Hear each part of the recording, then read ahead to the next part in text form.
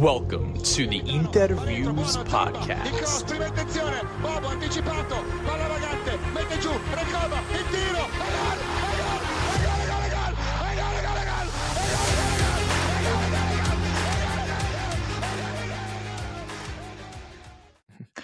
Welcome, Interisti, to episode 199 of the Interviews Podcast. We are here for the post-match reaction of Inter Roma at the San Siro, which finished 5-2 to the hosts. Goals from Lautaro Martinez, and it says in the second minute on FotMob. It felt like it was 10 seconds into the game.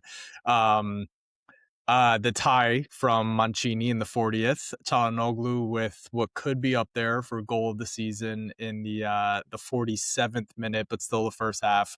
Thuram in the 50, actually no, Lautaro in the 52nd, Thuram in the 55th, Barella in the 63rd, and then Pellegrini in the 70th. Just a little consolation goal for Roma there at the end. And Inter, after recording this Monday night, so Napoli-Milan played out in a result that I actually don't love, but Napoli won that game 1-0. So Inter is 7 points clear at the top of Serie A after this result, after the international break. As always, I'm one half of your co-hosting duo, Alessandro Rafa, joined here by a very special guest, subbing in for Johnny. I know we were out for a little bit of time, and I'm not sure I even remember how to do this, but you guys probably heard Inter Xtra put out some podcasts over the international break, and we have Sean here with us, stepping in for Johnny. Sean, how you doing? I am great. Thank you for having me on. Of course, I've listened to every episode. I enjoy every single one. And the best part about me showing up, I know, is that it's going to drive Johnny insane. And I think that's the reason why I'm so quick to say yes to coming on here, because he's going to have to listen back to this and he's going to have to hear my voice for half the episode. And that gives me fuel to keep going. So... You know, he doesn't know that you're the sub. He just said, I need a fill in. I said, I got it. And Sean comes through here. So thank you so much for jumping on. All right. A lot to talk about. It's not just this game. It's everything that happened over the international break. It's all these storylines. I thought this game, and I'm gonna, get on my I don't even know the right word, get on my pulpit here and just start riffing for a little bit, because there was just so much emotion that came out of this game. So many moments between the fans, between the players and the bench, the players on the pitch with each other. Obviously, Lautaro's return. It was a super emotionally charged night that I think Interisti should remember for a long time, for a lot of reasons. So let me set the stage for you before I go ahead and ask you the first question here. International break. Italy is unable to overcome Bosnia. An Inter player, Bastoni, who is dealing with the rumors of a potential move abroad to Barcelona, commits an error. There's no way around it. Commits an error that definitely leads to is a big reason why Italy is not participating in this edition of the World Cup. Dealing with the fallout of that. It's not just Bastoni, it's the Inter block, right? Pio misses the penalty, Barella not having his best performance. Same thing with Di Marco. The media, not necessarily taking their foot off the gas as far as blaming the Inter block. Kivu having to go in the media. He's getting asked about this constantly, and he starts to push back. So these nerves and this emotion are, around this club coming into the game is at an all-time high. So I have to ask you, Bastoni gets subbed off. I forget exactly what minute. I'll refer to it here in a second, but he gets subbed off, and San Siro gives him a standing ovation that, when I was watching it, I won't forget it. I really, really won't forget it, how the public was there for him in a super trying time. What was your reaction to watching all this? I know, Italy's important to you too, and obviously these players that we've been with for a long time here, including Bastoni, are super important to you. How did you feel in that moment as an Interista? Oh geez, it was It was something Uncle Sharma said on his stream with the pre-match preview that he does every week, that he he actually asked for anybody that listens to his show that is going to the stadium to support Bastoni in this game. Don't whistle him, don't boo him anytime that he touches the ball. Um, and seeing that he was being supported throughout the game was good. Definitely to see him then have the standing ovation of players make mistakes. You know, correct me if I'm wrong. I believe it was Baggio. You know, I wasn't alive for this, but Italia 90, Yep. right? He misses a crucial penalty and he didn't get crucified. You know, I know qualifying for a World Cup and you play your heart out for an entire World Cup and miss the last penalty in a final are much, much different things, right? You have the weight of a nation on your shoulders in that moment of they would have 5 now, right? You'd have 5 stars on your crest instead of 4. You'd have 4 at that moment, right? You'd be at that moment, you would be the most successful nation in the world in football. And it's heartbreaking. But he wasn't crucified. He went on to have an excellent career. Um, Not nearly the same importance, but still kind of a similar importance to getting this country. And I'm not Italian in heritage. Like, it's funny. I've had my lineage kind of traced back. The closest relative that I have to any Italian is Northwest Italian 400 years ago. Like that's the closest that I have, Okay. right? You know, I'm not Italian. Yeah. Um, uh, but Italy '06 is the reason I watched the sport. That team is the reason I fell in love with the sport. And so it is the reason why I watch Serie A and why I follow Inter, right? It came from the national team first. So I do have a soft spot for them. But yeah, getting this nation back on track for where it should be, where it deserves to be. Um, and yeah, it it's not that it led to the loss, but it is the biggest decision in the game that made ultimately you can say led to the result against Bosnia. Yep. Um, and that's going to weigh on him for the rest of his career and possibly the rest of his life. Um, and not many players get standing ovations in football, and much less in the San Siro.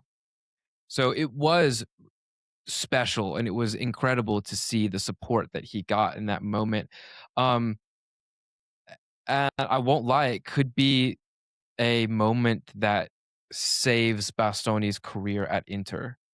Not because he couldn't play well at Inter for years to come, but because he could want to stay knowing that he's supported here at in Milano at Inter. So Yep. that's what I was thinking about in that moment. All of that, I guess. Yeah. And you mentioned Baggio and not just Bastoni, but also another moment that we'll touch on here in a second. You have Barella as well, Di Marco, Lautaro, players who have been with the team for a long time, and Interisti have been through a particularly cruel several years here.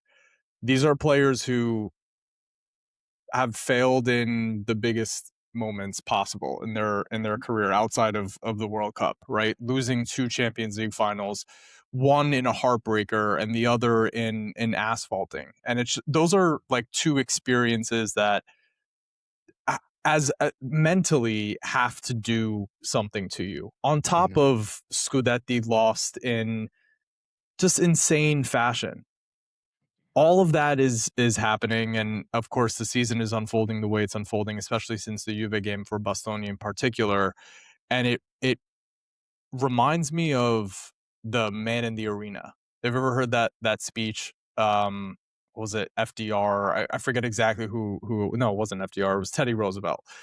He gives a speech about the Man in the Arena, and it's basically talking about the courage that it takes to get in front of the world and essentially put yourself out there to either succeed or to fail. And Mhm, that's what these guys have been doing year in and year out.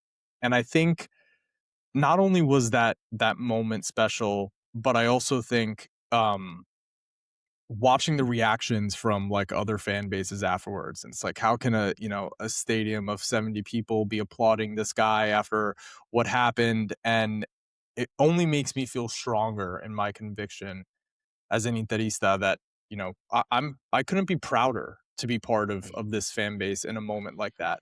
At the end of the day, that it's a human being that wants it as bad as anyone else, and things happen. And of course, he has to take the criticism and the blame for it. But what we saw afterwards was, referring back to what you were talking about, Baggio. This was a different level where your wives have to disable comments on Instagram because people are talking about going after your kids. I mean, this is like a different sort of culture where it's mhm, become there's been an incentive and a reward to attack people on social media, attack these players on social media, and just in the worst, most vile way possible, whether it's for engagement, whatever it is. But at the end of the day, like these are human beings. And I think a human to human moment, I'm not ever going to be able to understand exactly what Bastoni was feeling in that moment, but I am happy that he had the opportunity to feel that, to feel his fan base behind him, 70,000 people in that stadium, um, applauding him, and it was quite emotional to see. And it wasn't the only emotional moment, right? You have mhm, Barella, who finally scores, and this is another person that has been under intense criticism for a long time. He scores, the stadium explodes, the players lose their shit. You can see how mhm, much like the love is there. Turam tackles him to the ground. They're all on top of him, all freaking out. And then he comes over to the bench and shares an embrace with Kivu that hangs on just a second longer. He shares an embrace with Bastoni that hangs on just a second longer, and it's just mhm. another example of a player who's been through it. That despite what we give them in terms of criticism, and I've been I've definitely been guilty of it. I know you've been guilty of it. Johnny's Yeah. been guilty of it. We go after these guys, but it's, just a reminder that we're Interista the same way they're Interista on the pitch. We're Interista, and we have their backs no matter what. It was just Yeah. beautiful to see. Yeah, and it's also something of, um, I I'm just going maybe to assume that everybody, all the listeners have siblings or maybe close cousins or family members of some sort near in your age where um, you get every second and every right to go at them as hard as you want. The moment, the exact moment somebody else outside of that bubble comes at them, it's all guns blazing, fists up, right? Like War. you, yeah, you're not saying anything. We can say something, you cannot say something. And it's funny, I feel kind of contradictory when I'm kind of just I just start throwing things out on Twitter. Some of the times it's like middle of the game, I'm Yeah. emotional and you know, I'm like one moment Lautaro scores and it's like, yeah, it was at 1 minute and 1 second because I Yeah. rewatched the game earlier this morning and it's like, yeah, 61 seconds in, first touch back since he was, been back. And of course, he's our captain. And I love the guy, but every week, and he missed a chance. He missed a big chance in the first half, and Yeah. I'm ready to hound him again. It's like it's. Can you please just become the man that we want you to become? Because the player we want you to become. Because if you do, if you do what we think you're capable of, no other fan base can speak to you, and it's like I'm ready to jump on those moments, but in the end, it's like that's Capitano Lautaro, Yeah. and then we You're also have the first person to explode out of their seat when he does put it in the yeah, back room. yeah. Yeah.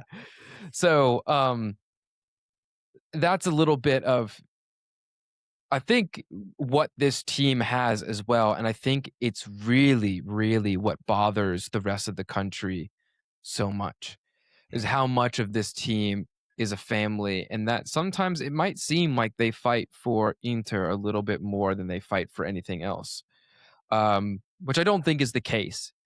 Um, it's just that they're set up to succeed at Inter. The club is set up for them. The formation is set up for them. The tactics are Yeah. set up for them, right? This is where you spend most of your time. This is where you find your family, And yeah, the Barella's embrace. Yeah, he's scored twice this season, but we know how poor he's been all Yeah. season. And I'm sure we're going to talk a little bit more about the performances specifically later. It's just, Yeah. yeah, it's it really has been so nice to see the response since coming back because did you see any news or anything, any pictures about banners in the stadium? Like there wasn't any No. negativity from the fans beforehand of like, hey, Borella, Bastoni, Di Marco, you better show up Yeah. on Sunday or you don't know what's going to happen. There was none Yeah. of that. It was No. total silence, just waiting and accepting them to come back onto the pitch and ready to support from minute one. Um, and yeah, gladly the team actually showed that on the pitch as well immediately. So Yeah. Yeah. I think obviously calling out the emotional moments, that's a huge takeaway from the game, but also this was a very precarious situation mentally. 'Cause mhm, it's not just the Italian core that missed out, right? It is mhm, Lautaro coming back into the team, for the first time in 46 days, that he's able to join his teammates on the pitch. Zielinski missed out on the World Cup as well. He mhm. wasn't the only part of the crew there, the internationals that came back disappointed, on top of everything that's being said in the media, and it just like this was a banana slip kind of game. And Roma has shown at times this season that they can be tough, right? They've been scoring, they've had a pretty good defense. We're coming up against a keeper who I know I would enjoy seeing at Inter over what we currently have, but this was a very precarious situation. So let's get into the game itself. Mhm. Um, Man, you said it. A minute and a second in, his first touch on the pitch goes in the back of the net. Lautaro Martinez. We've talked so much about well, is he the reason why the team hasn't looked the way that they should be looking while he's been out? Is he going to be the catalyst for this team kicking back into gear and finishing the year strong? Speak about the goal, totality of the performance. Is this the game that shows Interisti? We may criticize him for the misses, but just how important he is to this squad and the objectives that we want to be achieving this year. Yes, absolutely. I don't think anybody can argue anymore how important he is to this team, and not only should Interisti recognize that, but the players recognized it the moment the club gave him the armband. What was it? Beginning of last season, 2 seasons, or even the season before that. Earlier, yeah, Yeah. before that. Um, there's a reason they gave it to him because the moment Lukaku left, even Perisic left, Skriniar showed that he wasn't going to be sticking, like, backing this project. Lautaro could have left for Barcelona. He could have left for Manchester United. He could have left for these clubs that wanted him years ago. I mean, even his international teammate Messi at Barcelona wanted him there just to show how important he is as a player. Um, but he's Same kind of stuck. rumors that are around Bastoni right now too. Like Yeah. it's very eerily similar. Yeah, yeah, absolutely. And he stayed, and he stayed, and he got the captain's armband. And ever since, he has been he's been the most important player. And I'm trying to find the words of kind of to put it into perspective, it's not just his performance and it's not just his effort, but when he's on the pitch, his attitude, um, he almost brings he lifts the spirits of the entire team the whole time, right? Yeah. Um, he he galvanizes the whole team, and they look to him in moments when their heads want to go down. They look, it's like, is yours down? Do you feel like we've lost in this moment? And if he has, they do. And if he doesn't, they think, all right, we can go again, right? Yeah. We can score in 61 seconds. We don't need any more than that. We can score what was Thuram's goal in against Barcelona. What was it, 35 seconds? That was We can less than score in that. 35 seconds, you know? Yeah.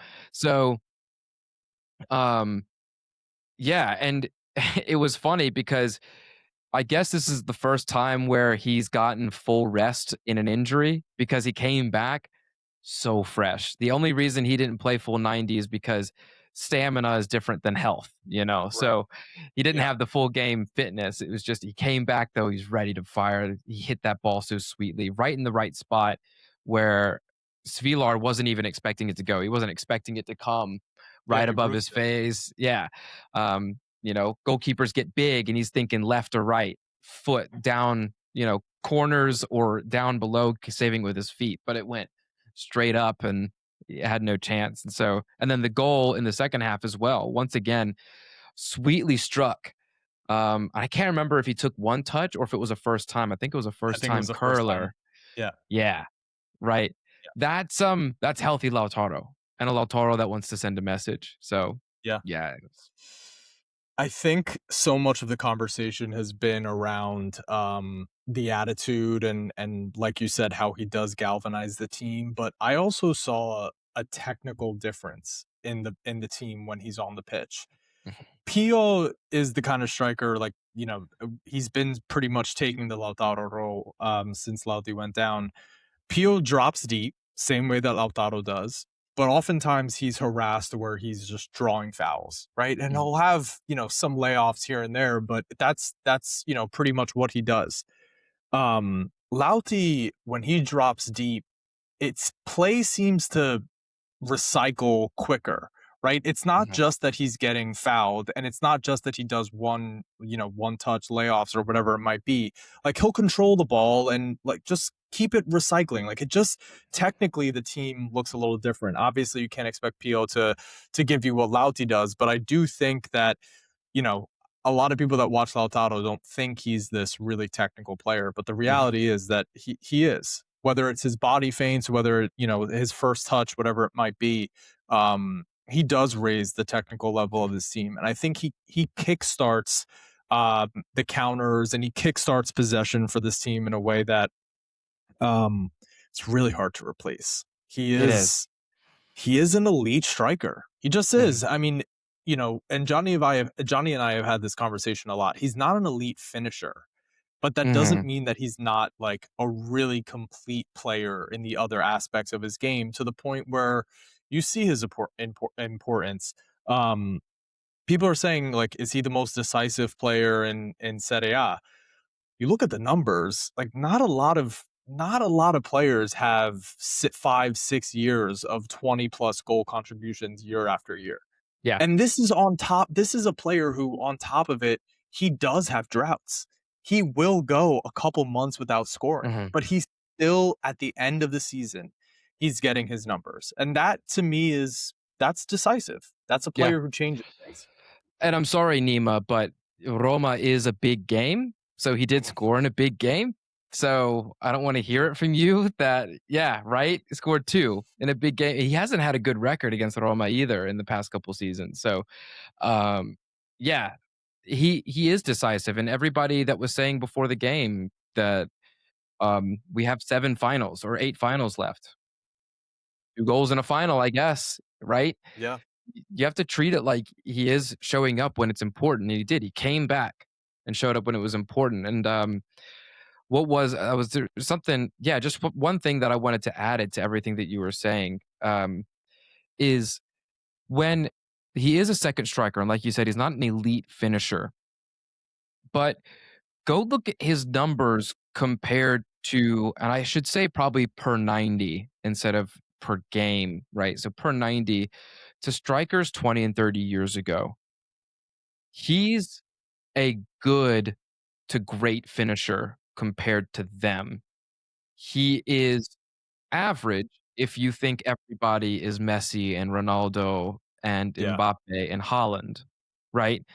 In an era where goals are so much more, and in formations where there's only one striker and you're the person finishing off everything, not in a two-man striker formation, but in a one striker formation, um, yeah, those numbers can be pumped up, right? So the one thing that is important for with Lautaro is Pio, and you were saying Pio able to fill that role a little bit.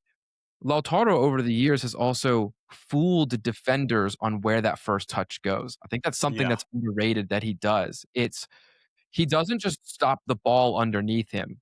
Pio does. That ball can stick to his foot Right. like a magnet. Right.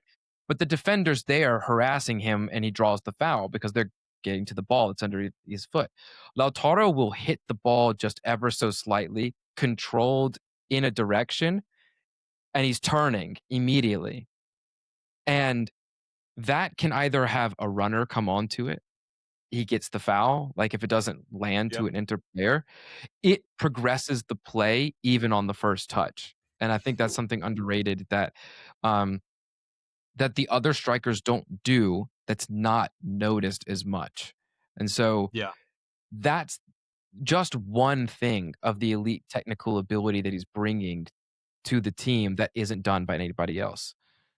Yeah, the change of direction, and it's yeah, it's years of playing in the system, years of Mhm, playing with his teammates, and um, yeah, we do talk about the big record, Lautaro, the big game record, Lautaro. This was as big as it gets. It's not just about the opponent on the other side of Inter. It's the situation. It's it's all of it, the context of it, his return, what happened over the international break. Napoli and Milan playing the next day, and someone's going to emerge as the title challenger to you for the rest of the season. And yeah, it's a huge game and a huge performance from Lautaro, and a captain's performance. Thuram assisted him. You saw the celebration that they had. Thuram scores for France over the international break after going, I think, was it 13 games without scoring, something like that. I don't know the exact mhm. number off the top of my head, but it's been a while. Um, and He scored he and looked assisted in that game as well for France the when he French game. started. Yeah. Yeah. Yep. And today, sorry, not today, yesterday, he gets 2 assists and a goal of his own, a goal off of a corner, assisted by Çalhanoğlu. He assists both of Lauti's goals. He looked different. He Mhm. looked. I don't think his burst is back, but his confidence was there.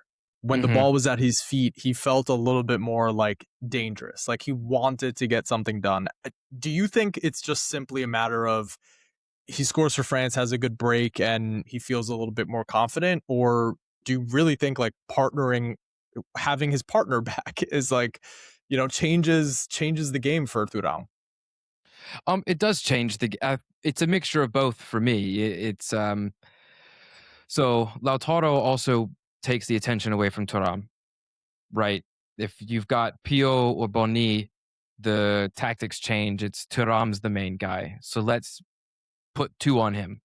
Let's put Yeah. multiple men on him and stop him from being able to do something. And no, his speed's not back. It may never be back. I don't know what happened to that ankle. But players injuries heal, but their effects linger for maybe a year or two. Having been injured myself, and it's I'm playing and doing sports after. I should say. I should clarify that. But every people get injured. But yeah, doing sports after that, you can still feel the effects in different places afterwards. But it's he. he didn't have good performances with Lautaro before Lautaro went out. So I think the confidence from France, I think he was getting some rest as well because he only played once in the international break. So he had Yeah. 2 weeks, just 1 game. Some of these players are getting more rest. And the rest, the confidence, and Lautaro scoring so quickly and being able to finish his assists, all of it combined kind of brought him back. So it was a perfect storm for him, which is something I said. I was telling somebody, I can't remember, but yeah, it was just that it was a perfect storm of everything coming together for those two. Yeah, and he's obviously got a lot of competition in the France squad if he's gonna get Mhm. some minutes this summer at the World Cup. So a strong end to the season could do wonders for him. And that's definitely something that Interisti want to see. Yeah. 15 points. We need to get to 15 more points, and that title's ours. So Thuram scoring would be a huge piece of it. All right, so good vibes, good feelings. We've got all of that, out of the way to start the pod. We're 30 minutes in. After the goal, Roma had a pretty good rest of that first half, Mhm. and there's a lot to talk about here. Partly is it, criticism towards Kivu? Were we taking our foot off the gas as part of a tactic, letting Roma come at us and letting Roma possess us and deciding to hit on the counter? It looked very similar to what happened after Pio opened the scoring against Fiorentina. I don't think Roma created that many chances that, as Fiorentina did in that game. We did look compact, and it kind of looked like Allegri ball. Honestly, it was just, get ahead early and then play a style that I do not agree with. Obviously, things changed in the second half, but I want to ask you about the approach from Inter. The rest of that first half prior to the Hakan goal. Um, and how much of that is something that you would attribute to, maybe maybe Kivu not imparting the right mentality on the team in that moment. Yeah, I think he's switched the tactics so much the first half of the season that maybe they don't know where they're supposed to be defensively when they sit back. Um, this team knows how to sit back, so I don't think that he would really need to instill that in them. What I really think that it is, and it's a tactical naivety. If your team hasn't been able to sit back and hold a lead, which Inter hasn't done all season. I mean, you could correct me if I'm wrong. I don't remember a game where we sat back and we didn't concede. Um, Yeah. so Kivu needs to know that what he's set up in the front foot defending is as risky as sitting back at the moment. But Yep. one of those tactics breeds control and possession and goals, and the other just brings pressure. And so he is to blame. It was obvious that if we get an early lead, let's try to hold on to it because we did. We sat back immediately. I mean, press wasn't there, um, passing wasn't there. It was trying to be quick counterattacking, and it just wasn't coming off. The team Yeah. don't know what it is, but it also has to do with the personnel, and this is where our we're clearly the best squad in the country by far. Any one narrative comes in that I don't necessarily agree with is the players in the center of defense there. Two names. One that is the last person, the goalkeeper. We've been complaining, everybody's been complaining about all season. Even his biggest fan, your co-host on this show, has changed his tune on him this season because he's being honest, right? Yeah. He loved him when he came, when he was coming from Bayern. That was Yep. great. And now he's this season, and I'm pretty sure Johnny said before the season, like, we need to move on. It's time to move on. We're going to see this collapse At come. least a competition in the summer, which doesn't Yeah, feel like we got that. no. And then Acerbi, who not only has lost a step, but about 20 steps. Yeah. Um, it that doesn't breed a good defensive structure. Yes, Acerbi is designed as that the historic, more Italian sit back and defend center back, but it's just not working anymore. Yeah, Um, especially and you've against Malin. That's not the mhm, profile of striker that he tends to do well against. not at all. And what it was Mancini's goal, and I can't remember who was just standing there ball watching. A lot. Um, I mean, yeah, it was everybody, but there was someone that was supposed to be marking him. And again, that's on Kivu because he is the manager, but that's the piece coach of you have to be locked in until the ball goes out of play. You can't be standing there ball watching. But I think it was a Kanji or it might have been Taram. But again, like these guys aren't there to I just don't think that they know how to sit back. And I think that would be my criticism. Yeah. Especially a Kanji coming from Manchester City and Dortmund. When did those teams ever sit back and absorb pressure? Yeah, we've had a big problem with balls across the box this season. Mhm. The ball watching is insane. It just seems like balls seems to they seem to find their target in the box, and not even especially driven balls across the box. It seems like even the floaters give us trouble.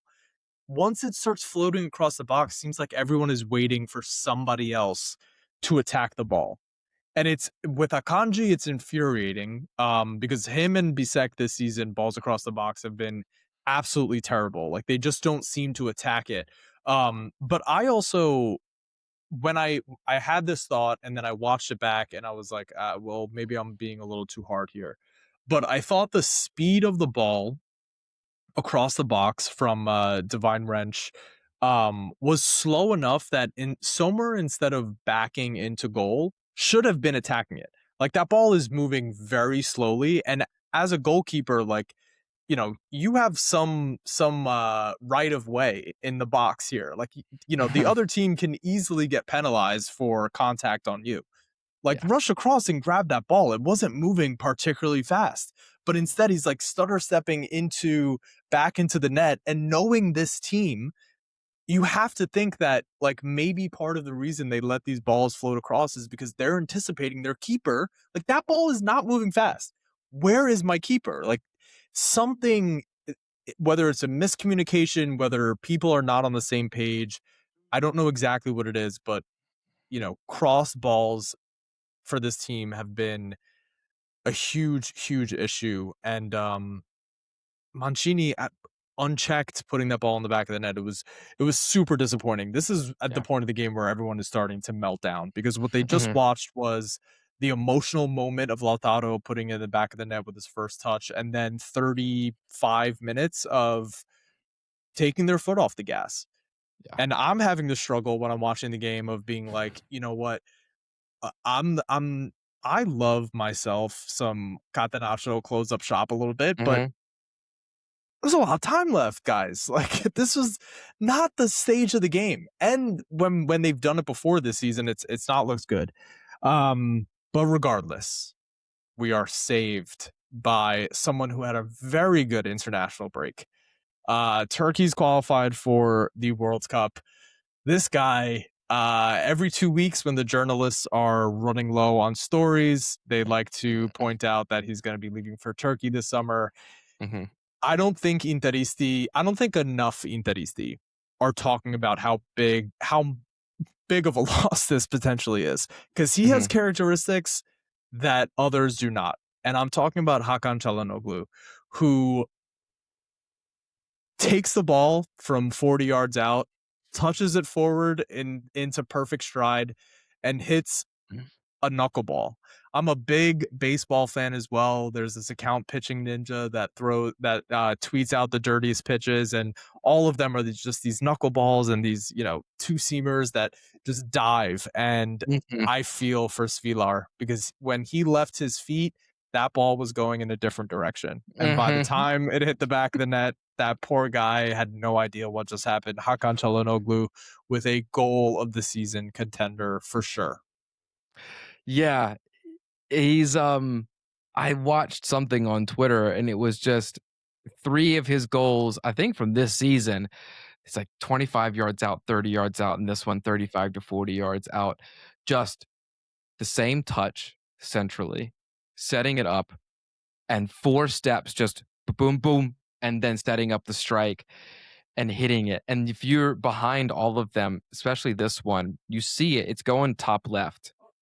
And then Svilar actually sees it change back directions back towards Yep. the center, and he throws up his trailing arm to get to it, and then, of course, it's not there for him, it's already past him, it's in the goal. Oh, man, it was so good. I, I was watching it and sitting there, I just went, "Oh, jeez." I just a lot of relief as well because, of course, it was right before halftime, but, yeah, I don't know. It's gonna be hard to replace those characteristics. Um, other players are gonna have to step up somehow because I don't know if there's anybody else in the world that can hit the ball like that right now. We just don't see it very often in Mhm, world football. Like we see beautiful goals, but in particular, his ability to like, you know what the part about the long shot proficiency that he has or the danger that he brings to it, it's mhm, incredibly important for a team that doesn't have dribblers that can break down a low block. yeah, Because what it does is if he's consistently that dangerous, and it's not even just the goals all the time. He had a shot before that that stung Vilar's gloves. Like if you have a player who is A, capable of putting in the back of the net from that distance, and B, like very willing as a shooter to just pepper your goalkeeper from that distance, it does force the back line to step up a little bit. You have to close that guy down. mhm, Like you have to 40 yards is prime territory for him. It's not a problem. So it mhm, forces the defense to step up. And I think that is, you know, a lot of Interisti have been ready to move on from Hakan. I think the injuries have started to get more frequent this later stage of his Inter career, and I do understand it, but I don't know. That's a weapon that is really important for this team the way it's set up today. If you're going yeah, to replace Hakan, you need to add different characteristics because I don't know. You can't just sit back and let this dude pepper shots at your keeper from 40 yards. It's not going to work out well for you. He obviously has the yeah, ability to do it. So, um, yeah, really good to see Hakan putting it in the back of the net. All right, we head to the second half. mhm. Uh, things change. No more sitting back. It's aggressive from the get go. Who was it that played the ball up to Thuram? Was it Akanji? Because he also played the ball to Uh, Thuram in the first half. yeah, I think so. I Yeah, think it was. plays a ball up to Thuram, and Thuram kind of shrugs off wrench a little bit. Drives the ball towards the box, lays it off for Lautaro. We talked about that finish. That 3-1 moment early, like you get the goal right before the second half. You get the goal right at the top of the second half. At this point, are you like, we have it in the bag, or does your inner Interista start getting a little nervous? Like, let's make sure we don't sit back here like we did in the first half. I think it was partially that second one. It was kind of the meme of like standing there of just, okay, everybody wait for a second. Let's just pause here. Let's see what the response is after this goal. Because 2 goals up, you can sit back and you say, we've got a cushion of 1 goal to concede. Um, but yeah, I was thrilled. I was ready to kind of cool. This is comfortable. We've seen 2 goals conceded. Um, yeah, and I just thought, let's see what happens the next 5 to 10 minutes. So that's really what I was thinking. Yeah. Within 3 minutes, Inter Mhm, gets the 4-1, which is Hakan playing the ball across actually it was a corner. mhm. And Thuram just kind of dinks it into the back of the net. At this point, the boys are having a party. You have Barella who bursts through, tries to lay it off actually, and it's a little fortuitous that the ball ended up in front of him again. But whatever, he rifled it into the back of the net with the left foot. He goes crazy. Um, Roma ends up coming down the field and does score. I think as far as moments are concerned, Dumfries misses a big chance, a couple of big chances potentially. Yeah, 2. A header later in the second half, and also he gets played in by Bonni and tries the dink over Svilar, and it doesn't.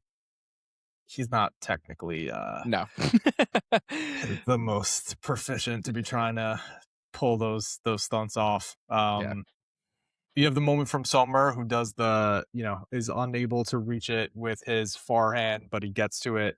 Was that in the first half or the second half? That was in the second half, That right? was the f I think that was the first half. It was a That Malen was the first half. header, and Yeah, I think it was the first potential equalizer. It was when they started to dominate, and yeah, he gets his fingertips to it, and it just rotates around the bar out for a yeah, corner, so yeah. Yeah, then you have a counter that is fortuitous for Roma, honestly, and Pellegrini puts one past Sommer. Those are the big moments from the game. Um, I have a couple questions that I want to ask you before we get into the listener questions here. yeah. Um, so let's start with Akanji because it's been an interesting season from him. Some of the performances this early in the year made Interisti very, very secure in that, 15 million fee to redeem him from Man City. And then been a recent stretch of not looking very secure back there whatsoever. Um, the conversation's been brought up. Is he better as a right center back than a center back? This was a more encouraging performance from him today, despite the ball watching on the first goal. Where do you stand right now on the Akanji redemption? Do you think he's a better right center back than a center back, and that's sort of why maybe he's been exposed later in this calendar season? Yeah, I mean, I'll be quick and just say yes. I think he is better as a right center back than a center back.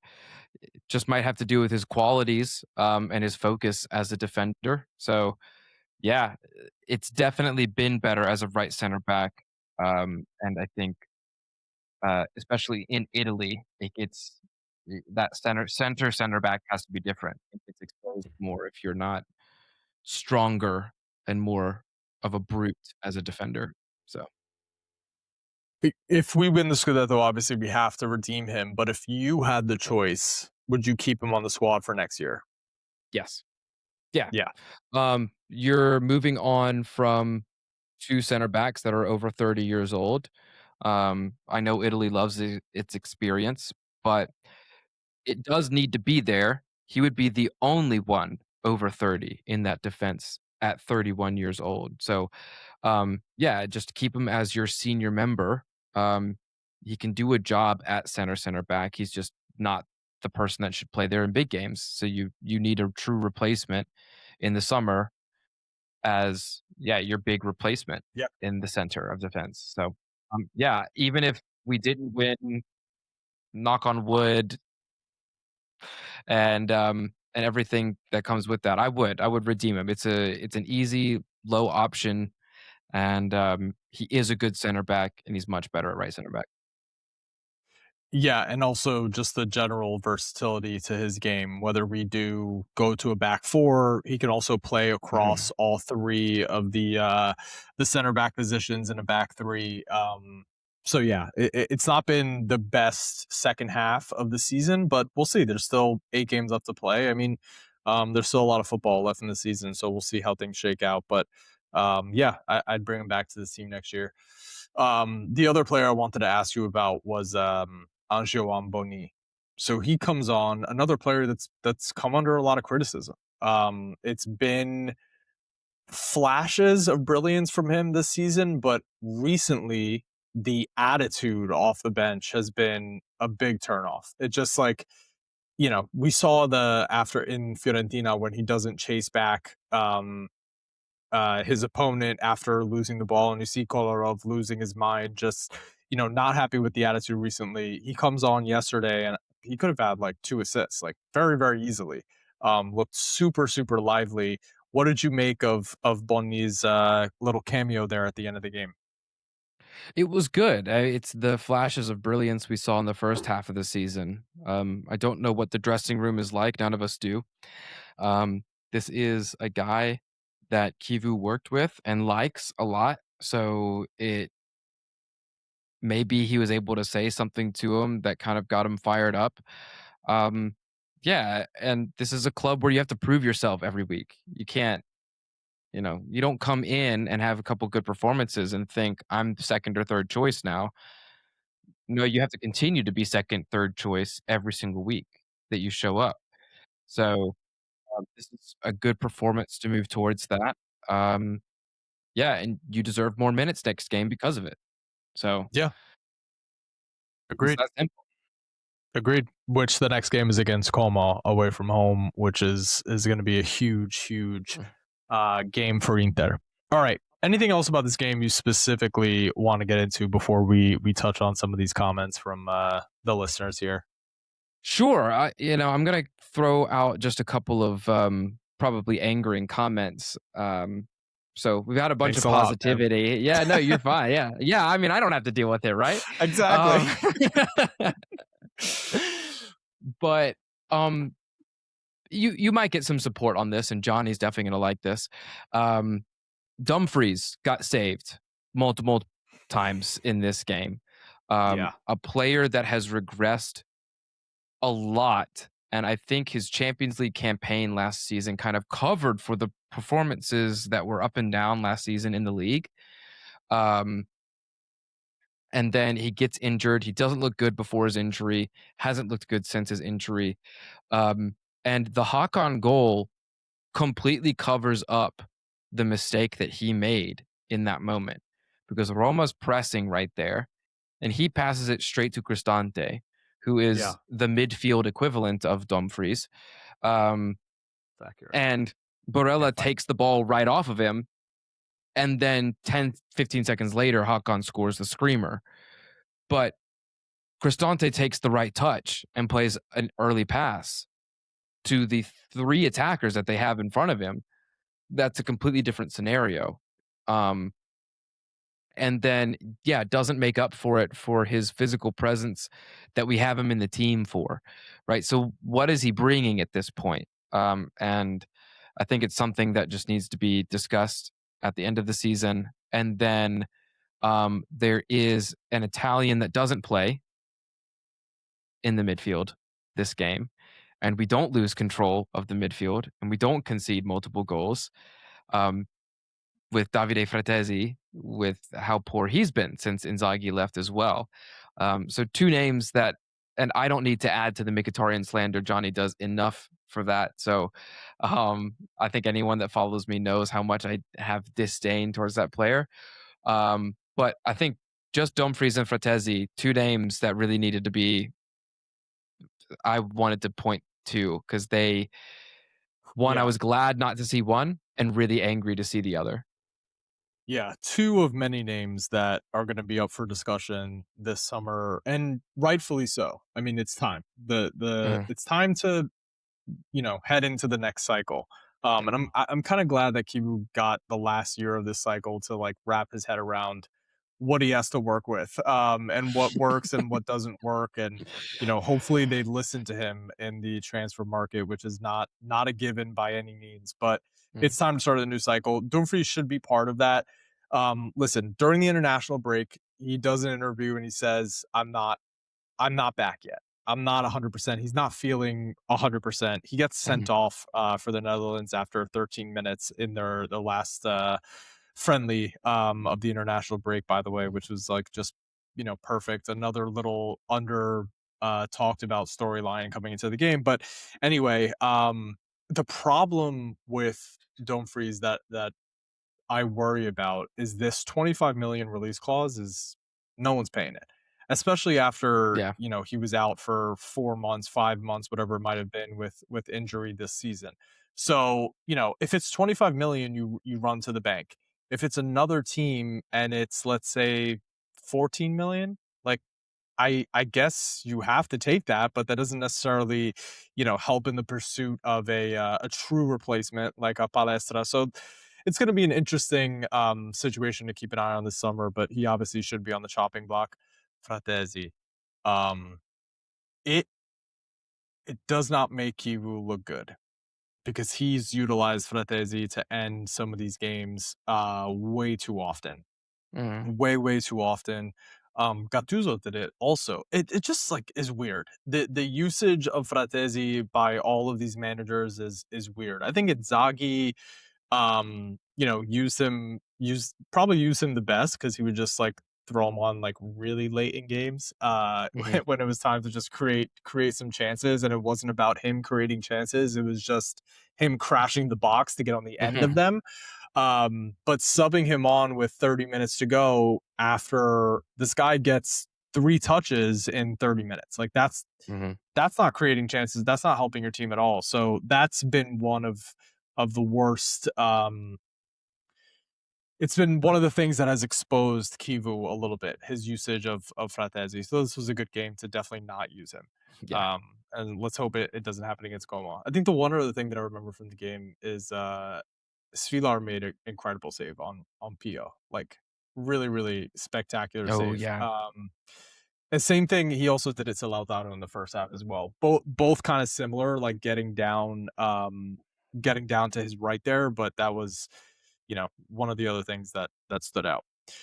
All right, let's finish this up here. Let's go to avid Inter fan. We really deserve a world class goalkeeper. It's in Inter's DNA throughout history. We've always had great keepers. Looking at how Sommer is how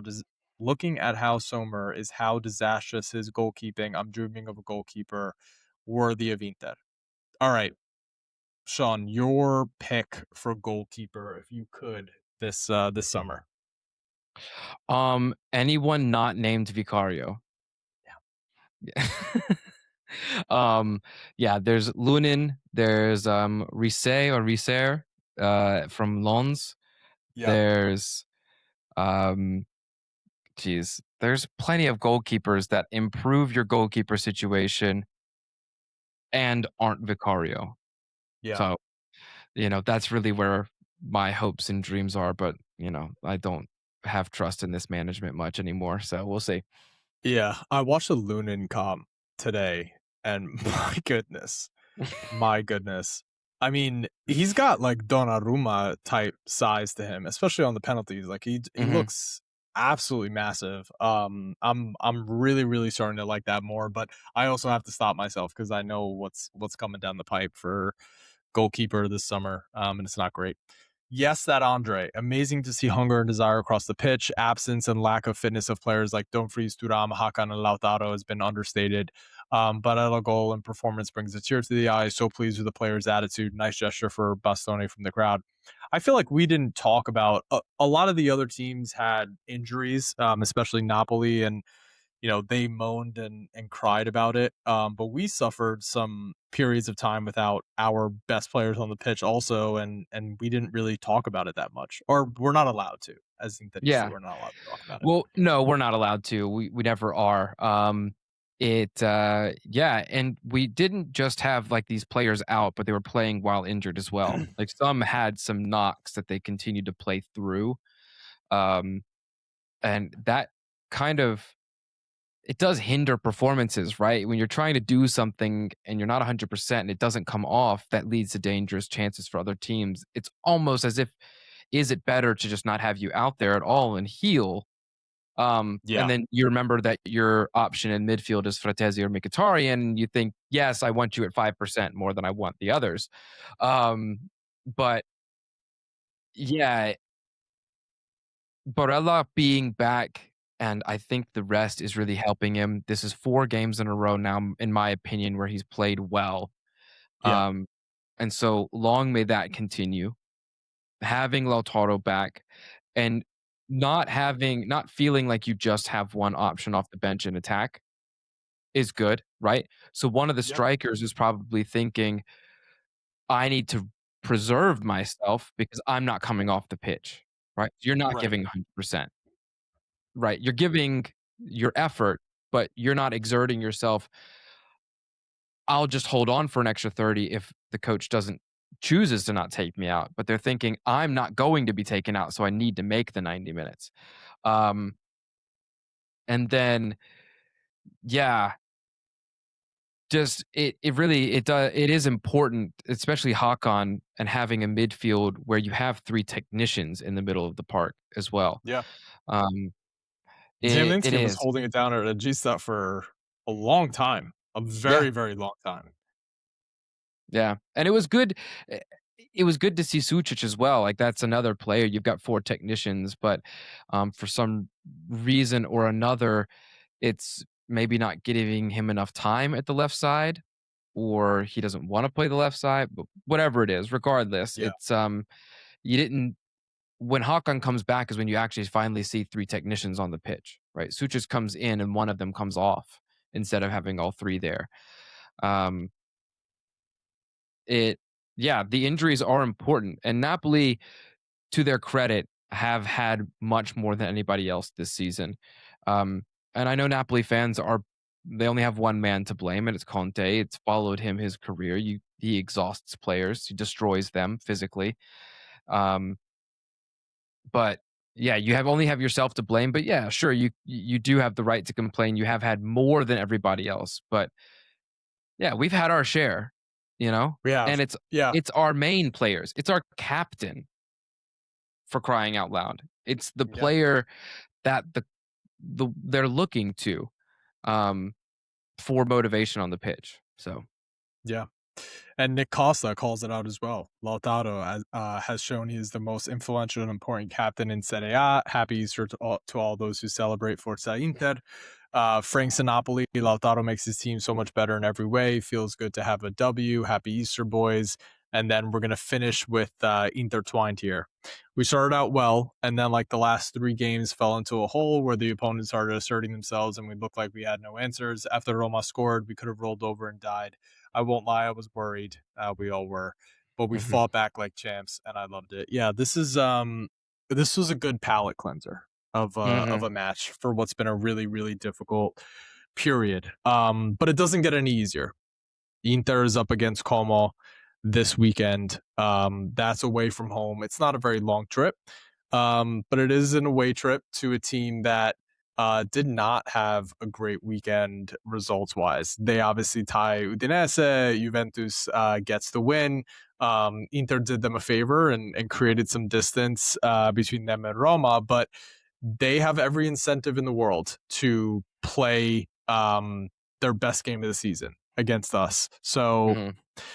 it's going to be a really interesting clash. It's going to be a really interesting clash and a dangerous one. Napoli travels to Parma, so let's see if Kivu's old team can drum up a performance for us and help us out here.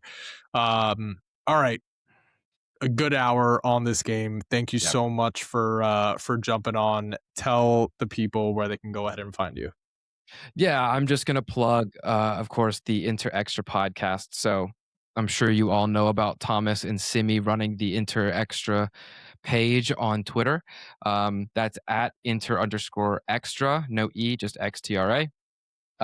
We have a podcast, so you'll find us at Inter Extra on YouTube and wherever you find your podcasts.